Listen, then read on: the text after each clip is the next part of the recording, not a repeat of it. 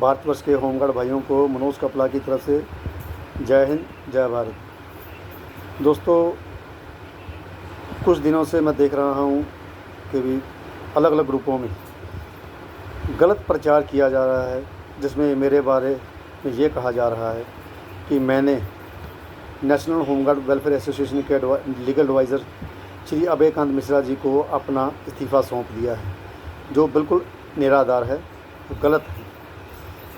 क्योंकि मैंने ऐसे कोई भी इस्तीफ़ा रेजिग्नेशन किसी को लिखित में नहीं दिया है। हाँ, पंजाब की कार्यकारिणी से मैंने इस्तीफ़ा ज़रूर दिया था, लेकिन उससे नेशनल होमगार्ड्स वेलफेयर एसोसिएशन का कोई ताल्लुक़ नहीं है। दूसरी बात ये है कि भी जो हमारे लीगल एडवाइज़र, जो कि रजिस्ट्रेशन मुकम्मल होने के बाद ही लीगल रूप से एडवाइज़र बनेंगे, उनके पास वो कोई लीगल अथॉरिटी नहीं है कि मैं उनको अपना इस्तीफ़ा दूं। अगर मुझको इस्तीफ़ा देना होगा तो मैं अपनी कार्यकारिणी के सदस्यों को उनको एक मीटिंग पर बुलाकर उनके हवाले करूंगा।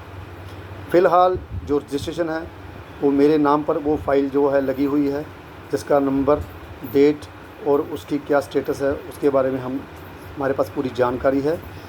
और रजिस्ट्रेशन मुकम्मल होने के बाद अगर पूरे देश के भाई होमगार्ड भाई चाहते होंगे तो पद अध्यक्ष को छोड़िए, आम जनसभा बुलाकर पूरी नेशनल होमगार्ड्स वेलफेयर एसोसिएशन के नए पदाधिकारियों का चुनाव किया जाएगा। ये बात का मैं आपको वचन देता हूँ। दूसरी बात ये हो गई कि भी ऐसी कौन सी स्थिति पैदा हो गई कि जिस नेशनल होमगार्ड्स वेलफेयर एसोसिएशन की रजिस्ट्रेशन 55,000 रुपये लेने के बाद भी हमारे लीगल एडवाइज़र साहब नहीं करवा पाए, आज 2 साल हो गए, तो वो अब नई registration national home guard welfare association की चुनाव कराने के बाद उनको रजिस्ट्रेशन करवा देंगे। ऐसी कौन सी उनके हाथ में जादू की जड़ी लग गई? हाँ, एक बात तो उजागर हो गई, जिसका मुझे शुरू से संदेह था कि भी वो रजिस्ट्रेशन कंप्लीट ना होने के पीछे एक बहुत बड़ी सुनियोजित साजिश थी, और वो आज साजिश करता खुलकर आप लोगों के सामने आ गए हैं। उन्हीं लोगों ने इस रजिस्ट्रेशन में को कंप्लीट करने के अंदर रोड़ा अटका रखा था। अब मेरे इस्तीफ़ा देने की बात कह के रजिस्ट्रेशन के मतलब राष्ट्रीय पद के लिए नया चुनाव कराने के लिए दूसरी बातों के लिए प्रचार कर रहे हैं, जो बिल्कुल असंवैधानिक है।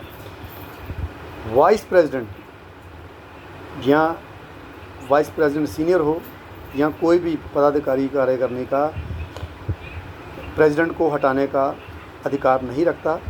ये अधिकार सिर्फ कार्यकारिणी के पास होता है।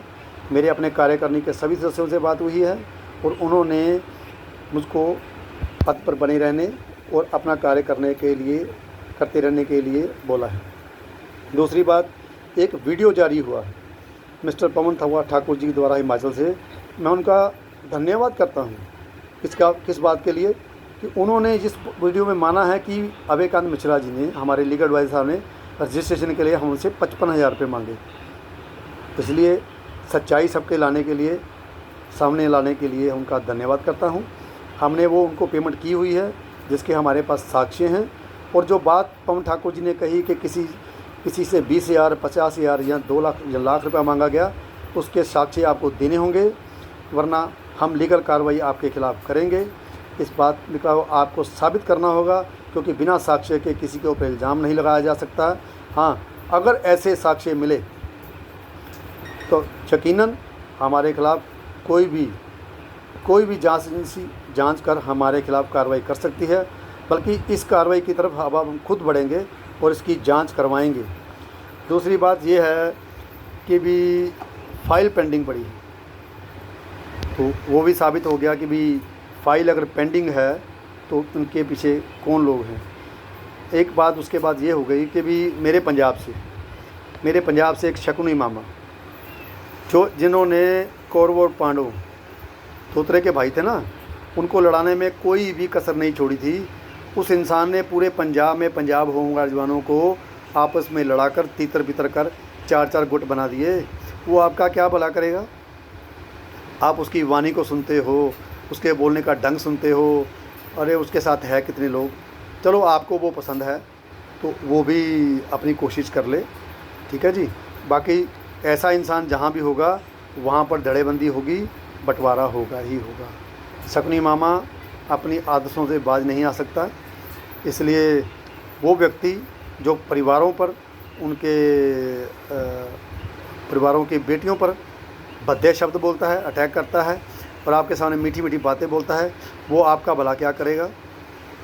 उसने बोला कि राष्ट्रीय पद खाली है, बिल्कुल नहीं, अभी तक कोई भी ऐसी कार्रवाई नहीं हुई है, क्योंकि अगर ऐसा जिस दिन काम करना होगा तो मैं अपने चेयरमैन साहब या अपनी कार्यकारिणी को वो इस्तीफ़ा सौंपूँगा। और दूसरी बात ये रही कि भी